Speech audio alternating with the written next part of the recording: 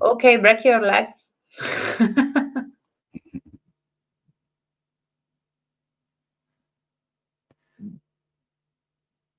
Okay, we are live. Welcome, good morning, good afternoon, good evening, wherever you are. Miro Polzer here from the Digital Innovation Pavilion. We are with IAI Glotcha, the International Association for the Advancement of Innovative Approaches to Global Challenges. And we are delighted to have now a presentation of the JETforCE project. It's a project in the program of Interreg Central Europe.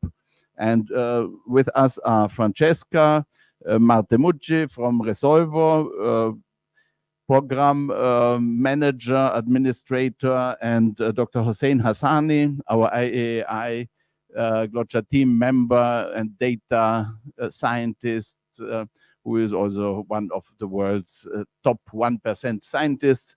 And as Dr. Hossein has an obligation, a university class right now, which is going to start now, I will give the floor first to Hossein to say a few words so that he can then devote his time to his students. Hossein, please, the floor is yours. Very good morning and good afternoon and good evening, colleagues, and those that are joining us from across the world. Pleased to be with you here as well, a representative of our app and as part of the JETforCE.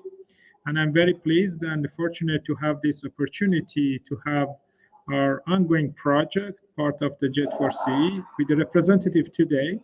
Our sister Francisco from the group are here and to report, in fact, what we are going to do and what our plan and what we achieved so far. And thank you for the opportunity. And I'm here to represent IAI Glotcha, our joint work.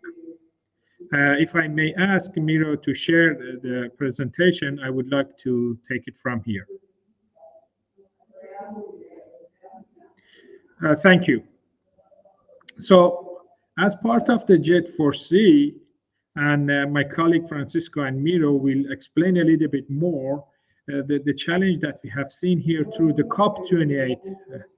Profoundly, they mentioned that the lack of data in several sessions that we have been, particularly the session that we've been in the digital pavilion run by IAI Glotcha, the lack of data. On the other hand, as we can see from the press conference and from policymaker, the lack of engagement from citizen science, either from youth or those expertise. So therefore, there is a need to have tools and means to hear their voice. At the same time, we hear a lot about why we are not achieving the goal that has been set. There has been many factors, including the citizen engagement, their participation, but actively, we would like to have them on board. But one concern that we always have, to have their voice to be heard. And we have heard this loudly, either from youth side, or from expertise, or from the citizen. So there is lack of these tools and means. And we as an organization, IAI Glotcha, and including the JETforCE partner, we have this fortunate situation and the position to be involved in this energy transition. Because energy transition means moving from A to B, and we need these means and tools as well. So we are happy to have these tools and means as part of this project. For the first time, IAI Glotcha are representing and presenting, in fact, the tools for this transition to bring the voice, to raise the awareness, and to have an impactful assessment on the current situation in order to be in front of it. So IAI Pavilion, there was a great opportunity to showcase this in a session that we had with the various stakeholder international organizations. If I name a couple of them, I would like to name WHO, that loudly they mentioned lack of data, and also the African Development Bank and UNESCO or YASA, which is one of our partners. They mentioned clearly this lack of data and engagement. And we had a session dedicated to this. That's one of the key reasons that testimony the effort that we are doing here as part of this transition. In addition, we clearly mentioned by Miro, Dr. Miroslav, during the press conference that organized by IE Galocha. Clearly, Dr. Miroslav Miro, the CEO and the president of the IE Galocha, mentioned these tools, and he kindly announced the progress of these tools during the press conference and record that we are launching this for the first quarter in Germany with a partner, and also develop this for another 12 partners during the press conference. That was an incident that we clearly and formally indicate this milestone as well. If I go to the milestone for the next year, there are a couple of things. So we are aiming to have this now prototype version that we have on iOS and also Android version of this app to be usable for our member state, that part of this initiative. At the same time, to launch this officially during the energy event that we have in Germany it is in February, and I would like to take this opportunity to invite others to join us, and also looking at others as well to, after the Germany, lesson learned from that and to implement it in other 12 countries that are part of it in the EU. And here I would like to ask our representative from JETforCE, Francisco, and also later on, Miro will explain exactly the app in the details that we have and it can be used. If there is any other information requested by our side, I would be more than happy to explain, but the floor is yours, Miro and Francisco. Please take it from here. And thank you for having me. Much, Hossein. And thanks for the great work that you have done. We are really very proud that we have now our own app, and it's really, as you can see, our main aim is developing the tools for local SDGs and climate action, and the challenges mapping app is a key component of this. And so we are happy and proud that we have accomplished our first milestone in this.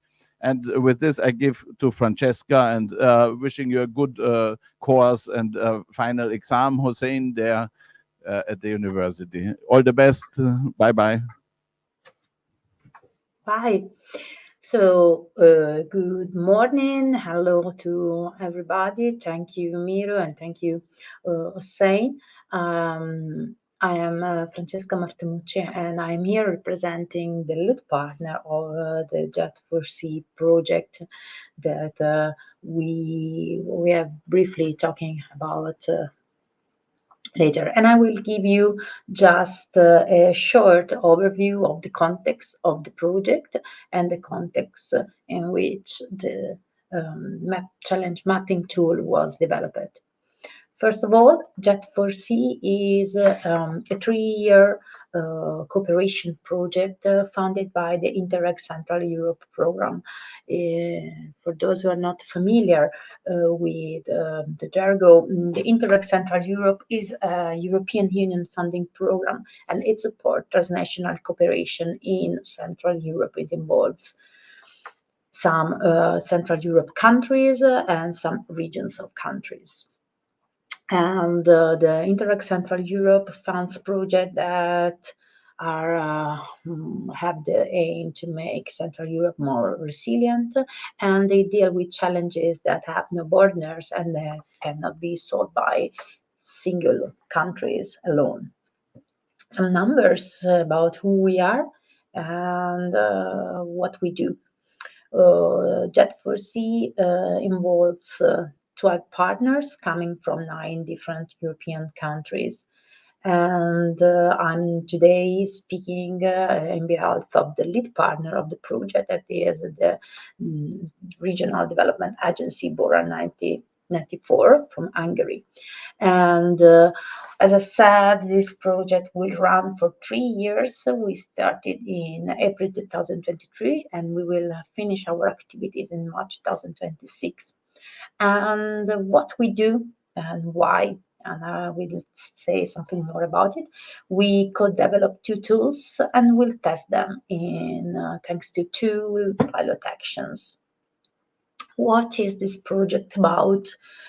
We are addressing together the need for energy transition in Central Europe, but we try to do it in a way that does not negatively affect more vulnerable territories and demographic groups. So we try to address just energy transition.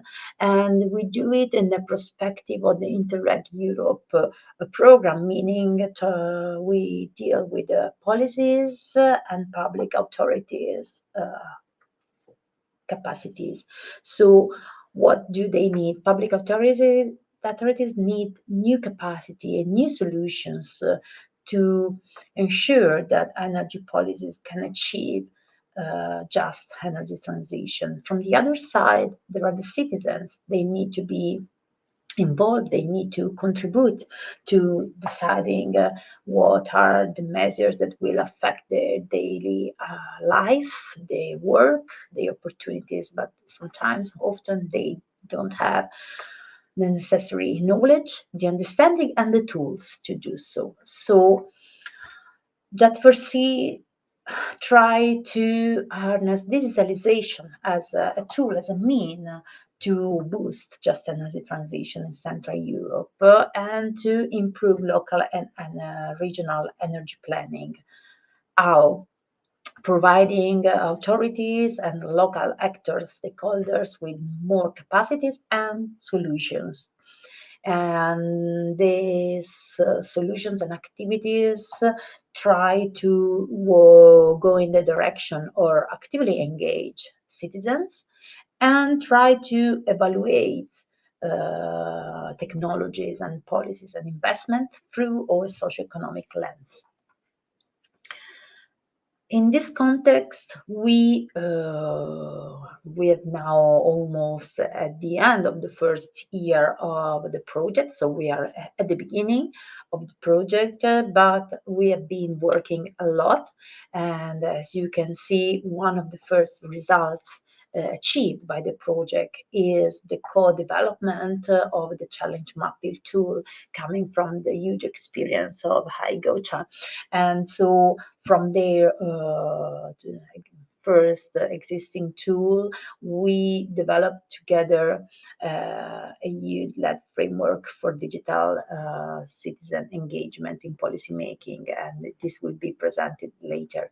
And now we are also in the process of developing another tool linked to the technology evaluation. So it should be a tool that should provide support to analyze cost benefits or existing and potential future technologies on green energy production, distribution, and use. After developing these tools, what we will do, we will test them locally within the project partner territories. And now we are in the final stage of this preparation, and the pilots activities will start next year. We will present our pilots action in February in Bautzen, Germany, and the challenge mapping tool will be tested locally, trying to be used by local citizens in the project territories to collect, to engage, to try to work together to decide and to select measures and challenges that are really relevant for local people. I will not say too much more about the tools, and of course after the, because Miro is going to talk about it later, but within the project, what are we going to do after these two pilots? We will test the both the tools. We will provide feedback to the developers. We will try to adjust them a little bit from the experience coming from the pilots. The partners of the project will develop together a strategy for just energy transition in Central Europe, try to uptake the knowledge and experiences gained within the project to useful uh, strategy ideas, suggestions for transferability, and for adopting these tools in the daily life and activities of the partners involved, but potentially also beyond the partnership. And this was everything by my side. Here you can find some links, some pages where you can follow us and you can follow our activities. And if you want to stay in contact with us, if you have any questions, please reach us. And I think I'm I'm done. Thank you, Miro. Thank you very much, Francesca. That's really great that we have this project and that we can partner on finding new ways of how to engage citizens and especially vulnerable groups, youth, elderly, ethnic minorities, whoever there might be. And that in this big socio-economic transformation process that the just energy transition is, that we don't leave anybody behind and that we create really societies that are better than the fossil fuel based societies. So brief information about IAI. We are a civil society organization registered in Austria, in Klagenfurt. We are youth focused and we have the goal, and we are accredited to the UN system. That's also an important information that gives us also the opportunity to have this digital innovation pavilion here at the UN Climate Conference COP28. And we have the goal to empower everyone everywhere to engage in a collaborative action for the local and global common good, which in UN terms is SDGs implementation, Sustainable Development Goals implementation. And we have three pillars. One is culture, one is technology, one is organizational innovation. And here with JETforCE, we are looking on the technological part with this challenges mapping tool. So the idea is that policymakers, top-down approaches, they might have the best intentions, but there is sometimes things are not going in the right direction, or there are action potentials that are not harnessed.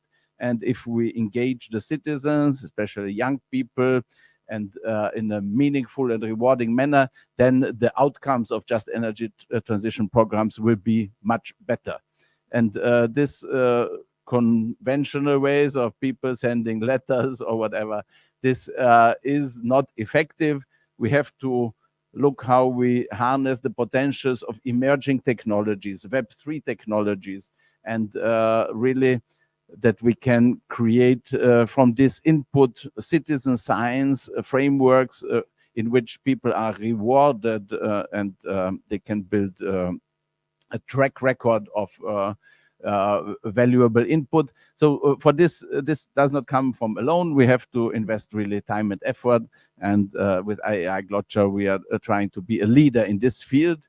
And here we have this, our roll up, which shows the broader picture. So the challenges mapping tool is one component which helps us really to identify pathways for action and impact. And but it's also important that we have a framework for digital identity management so that we can have people uniquely identified.